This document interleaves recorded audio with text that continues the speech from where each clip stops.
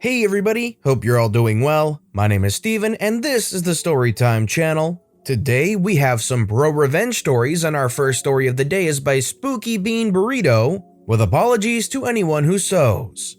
I was raised by my abusive grandparents. My grandfather isn't worth mentioning and my grandmother died when I was 15. She had an aneurysm while on the toilet, dying with the same grace she had while alive. I'm in my mid-30s now and I don't often think of her, but I do keep one small petty habit. Grandmother was a seamstress and her most prized possession was a pair of super sharp, fancy, expensive dressmaking shears. I once used them to cut paper and she made me sleep on the porch for a week. For those who have said this seems like a random punishment, she was abusive. If I was going to be an animal, then I should be treated like one and sleep outside. It wasn't about the scissors, it was about me existing in her line of sight when she wanted to lash out. When she died, one of the few things I asked for were those scissors. I have used them to cut everything but fabric for the last 2 decades. I ruin them in the kitchen, for crafts, for projects around the house. The other day I used them as a hammer when I was too lazy to grab the toolbox. It's stupid and petty, but nothing beats the tiny spark of malicious glee that I feel every time I use those freaking scissors to cut duct tape and then pry open a paint can. Here's to you, Nana.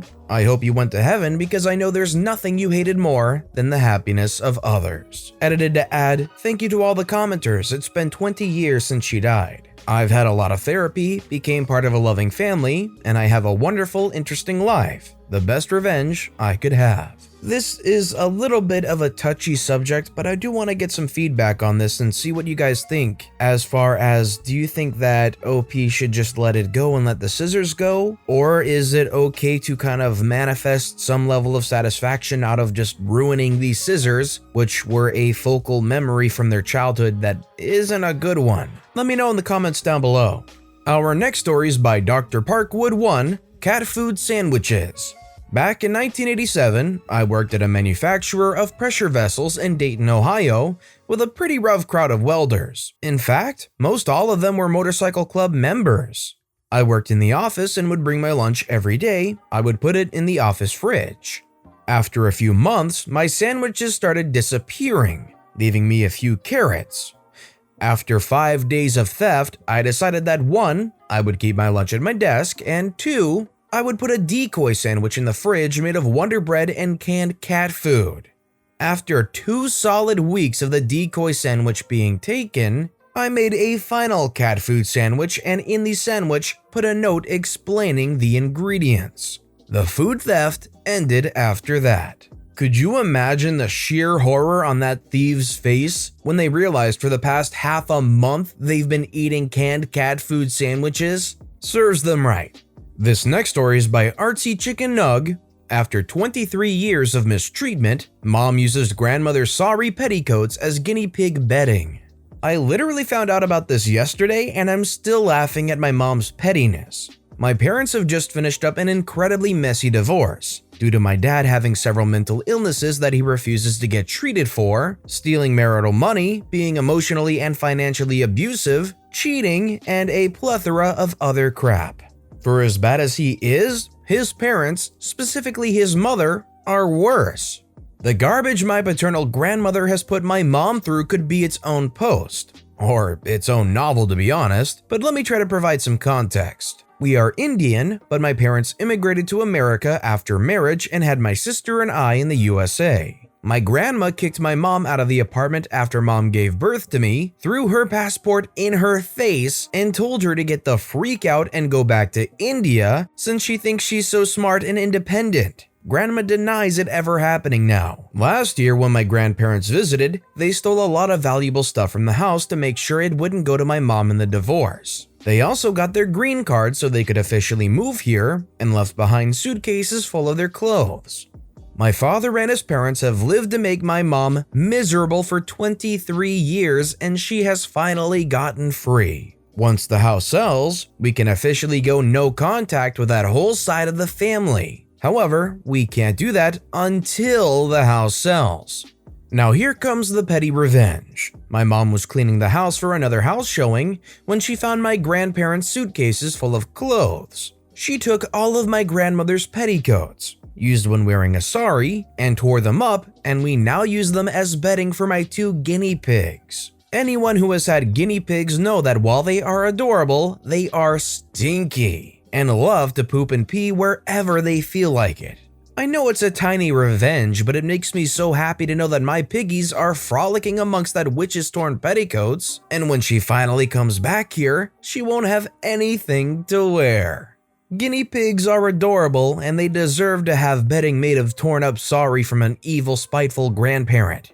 Our next story is by thebridgexx.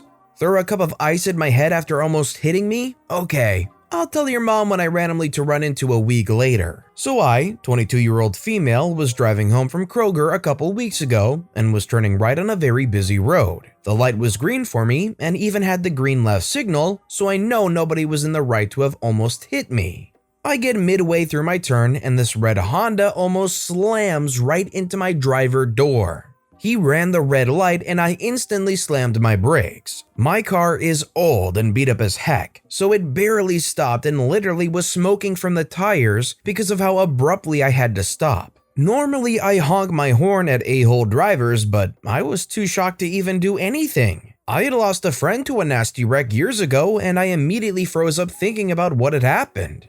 Well, this lady in a red minivan was not too shocked to do nothing and immediately began laying on her horn and screaming at the guy in the Honda, who got out of his car. We were all at a red light now and I was still far behind him because I was honestly scared of his driving, and started pointing his hand in the form of a gun shape at this lady, screaming, "I'll freaking kill you, witch, swear to God," and "Get out of the freaking car," etc.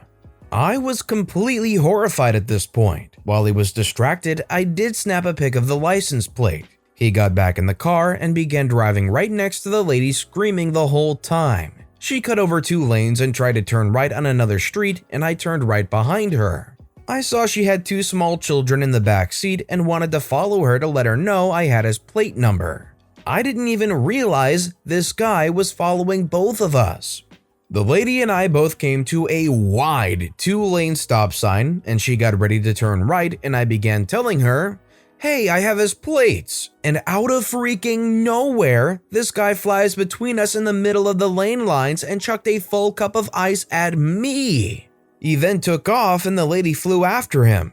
At that point, I was too scared to follow and turned right instead. I pulled over and called the local police to let them know that there was a guy recklessly driving and threatening a woman and her children, and that he had thrown ice at my head in traffic. They took all the info, including the plates, and let me know they'd be in contact. 1 week later, I was at Burger King getting food in the same side of town, and I see the red Honda. I looked at the photo I had and knew it was the same one.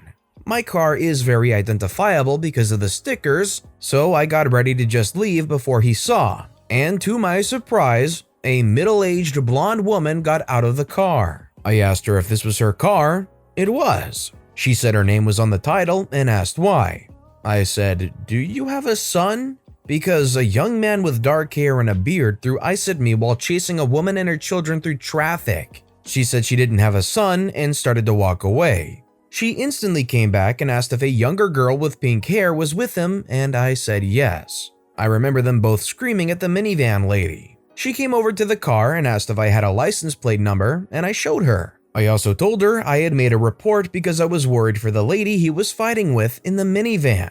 Turns out, this is her daughter and her lazy butt boyfriend.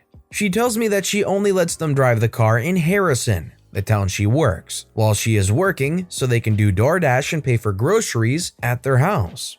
They are both grown and live rent-free. I told her where it happened, which was in a whole other town, and she began fuming, going on about how she's told her daughter not to let this guy drive that car. She's told them not to smoke cigs in the car before. She's found cig butts and blunts in her car, and the boyfriend has actually wrecked before and hit somebody, resulting in the mom having to deal with it because the car is in her name.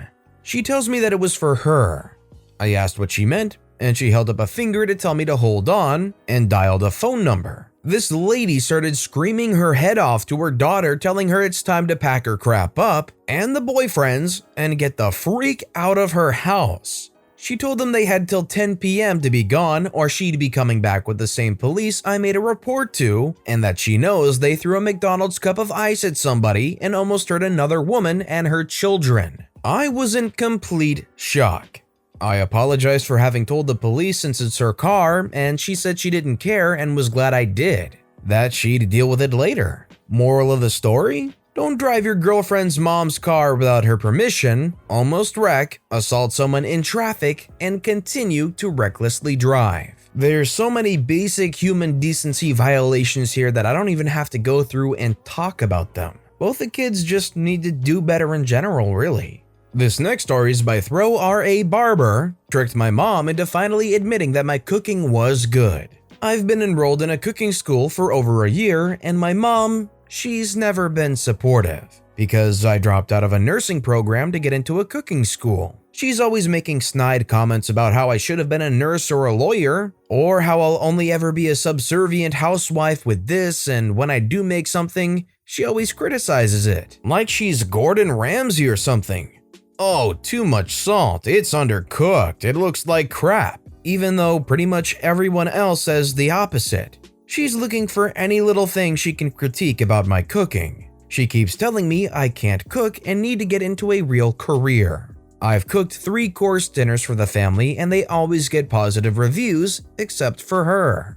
She had a party for her work friends. I made a whole tray of my specialty take on homemade meatballs, a recipe I conceptualized myself, my signature dish. Everyone kept going back and getting more, so many that they ran out. I asked Mom what she thought. She said, they were drunk, they couldn't taste anything. So I figured if I wanted to get her to compliment my cooking, I'd have to trick her. I cooked her a meal, one of her favorites from scratch, her biggest weakness that she can never resist. Dressed it up to look professional and put it in a generic to-go box and had my boyfriend take video of me preparing it start to finish. I called her and told her that my boyfriend and I were eating at this diner that doesn't exist. Made up a fake name for it and everything. I told her they had her favorite meal and asked if she wanted us to bring her one. Of course, she said yes. I brought the dish and told her more about the fake diner. She started eating it and complimented how good it was, how she wanted to go there and get another one. After she was almost through with the meal, I asked her for her honest opinions so we could write a review on Yelp. She went on for 10 minutes about how great it was, and then I sprung it on her that I cooked it. Her tone changed. She put the fork down and said she was lying, that it tasted like crap. My boyfriend showed her the video. She Googled the restaurant and it didn't show up. She started pointing out flaws with the meal, like how there was too much sauce and it was really spicy and burned her mouth. I asked her why she almost finished the whole thing if it was so spicy. She didn't say anything, so I just asked her if she was ready to admit it. She said no, so we left, but I spotted her eating it from the other room. I asked her again, and she laughed and finally told me yes, that I'm a good chef. So, after a year of doubting I was a good chef and holding my dreams back, she finally admitted it. Although she admitted it, I hope that there's growth from this. I hope that they realize that there is a possible career here and that they're talented at making food. I don't know what it is about being a chef, but I hear way too often parents being absolutely not supportive of somebody trying to make it in the culinary industry. It really confuses me because everybody has to eat. There's always going to be a need for chefs, and especially good chefs. I don't get what assumptions they make about it, other than the basic it's not a doctor or a lawyer that'll make tons and tons and tons of money. This next story is by Gloria J10, Getting My Neighbors Fined. In my previous apartment, I lived on the bottom floor with 2 roommates. The girls who lived above me were really noisy, playing loud music at all hours of the night. Music doesn't really affect me much, but to my roommates it was really annoying. They called the office and one of the office workers asked them to quiet down as there was a complaint. A couple days later, I heard really loud thumping and jumping from my ceiling. I can handle music, but I don't like thumping noises. I went upstairs to ask them to quiet down. Their excuse was that one of them is a stripper, so she was practicing that, and also because they're moving furniture. Whatever. I left my apartment for a couple of hours, and when I came back, the ceiling lamp had fallen from the ceiling. These apartments came with that lamp, so we would have to pay for it if it's broken. When I asked my roommates what happened, they said the girls above us were stomping so hard that it had broken off from the ceiling. They were in the room at the time, so you can imagine how scary that is for the ceiling lamp to just fall out of nowhere. My roommates called maintenance to fix the lamp as well as called the office again. By now, these girls knew that they were being too loud, too late at night. I could see it if it was the weekend, but it would be during the week. So one night, I decided to call the police because the office wasn't doing anything. I heard the officer speaking to them, and they fed them the same excuses they fed me. After he left, they decided it would be funny to get back at me by stomping extremely loud. I knew they were doing it on purpose because it was louder than it had ever been and it was more consistent. So I decided to record it to show the office proof. Turns out, there's a fine for things like that in our lease agreement. I never had a problem with their noise again. If that's the hill the upstairs neighbors are going to die on, they're going to die on it. That's their punishment, really. Their fault for making noise and then doubling down and stomping super hard to the point that they're damaging stuff. This next story is by relykslady. Keep running your mouth about doing training? Okay, now you get to do them all. My friend Eve works for this big company in our area, and it happens to be state and federally funded, meaning all employees must follow and abide by both state and federal rules and regulations. So Eve is on a team of 4 members, herself being one of them, and they all report to their boss, Mary. This team goes and hosts/do trainings of their own to help guide and teach others in the surrounding areas. Mary ultimately decides who goes to which trainings, when, where, but she is nice and usually lets the 4 of them talk and discuss amongst themselves who will do which trainings. All of this has been fine. However, Eve doesn't really like to host or do trainings because she is a shy person and doesn't feel 100% comfortable speaking in front of a large group of people. Mary knows this. Mary decides to start drawing names at random, so it's a bit more fair at who does which trainings. However, Rachel still complains. Here's where it starts to get interesting.